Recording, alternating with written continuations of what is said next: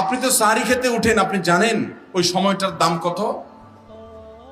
আমরা বেশিরভাগ মানুষ জানি না ভোর রাতের এই সময়টার দাম কত। আরে ভাই, এই সময়ের দোয়া 1 মিনিটের দোয়া অন্য সময়ের 100 মিনিটের সমানও না। অন্য সময়ের 100 মিনিটও এই ভোর রাতের 1 মিনিটের সমান না।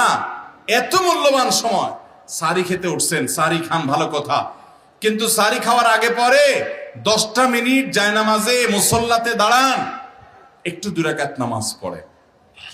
এই সময়টা দোয়া কবুল হয়। আল্লাহ ডেকে ডেকে বান্দাকে দেন। একটু হাত তোলেন, চেষ্টা করবেন তো ইনশাআল্লাহ? সাহারি খেতে উঠে দোয়া করবো তো ইনশাআল্লাহ? আপনার বাসার এক কোনায় চলে যাবেন, একটু আলো আধারিতে চলে যাবেন, সেখানে গিয়ে বসে আল্লাহর কাছে একটু কথা বলবেন।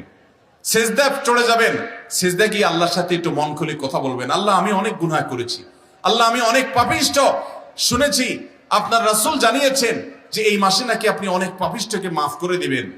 আল্লাহ, আপনি নাকি অনেক জাহান্নামে যাদের নাম চলে গেছে জাহান্নামী তালিকাভুক্ত, তাদেরকে মুক্ত করে জান্নাত দিয়ে দিবেন, আপনি নাকি ওয়াদা করেছেন। আল্লাহ, আমাকে একটু তাদের মধ্যে শামিল করে দেন। আল্লাহ, আপনি দিলে আপনার কোনো অভাব হবে না।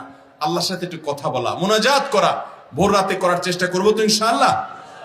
ঘরের এক কোনায় চলে যাবেন, সাহারিটা আগে আগে খেয়ে শেষ করবেন, আজানের এখনো 15 মিনিট বাকি। চলে যান এক কোনায়, উজু করে দাঁড়ায় যান 2 রাকাত নামাজে, চলে যান সিজদায়, একটু দোয়া করেন। নিরিবিলি জায়গা যদি বাসায় না থাকে, ছাদে চলে যান, মসজিদে আগে চলে যান, এক কোনায় চলে যান। এই সময়ের 10টা মিনিট অন্য সময়ের ঘন্টাকে ঘন্টার চাইতে মূল্যবান। চেষ্টা করবো তো ইনশাআল্লাহ?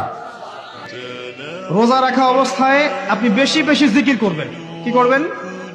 সুবহানাল্লাহ পড়বেন, আলহামদুলিল্লাহ পড়বেন, আল্লাহু আকবার পড়বেন, লা ইলাহা ইল্লাল্লাহ পড়বেন, লা হাওলা ওয়ালা কুওয়াতা ইল্লা বিল্লাহ পড়বেন, পড়বেন হাসবিয়াল্লাহু ওয়া নি'মাল ওয়াকিল, সুবহানাল্লাহি ওয়া বিহামদিহি, সুবহানাল্লাহিল আযীম, সুবহানাল্লাহিল আযীম ওয়া বিহামদিহি।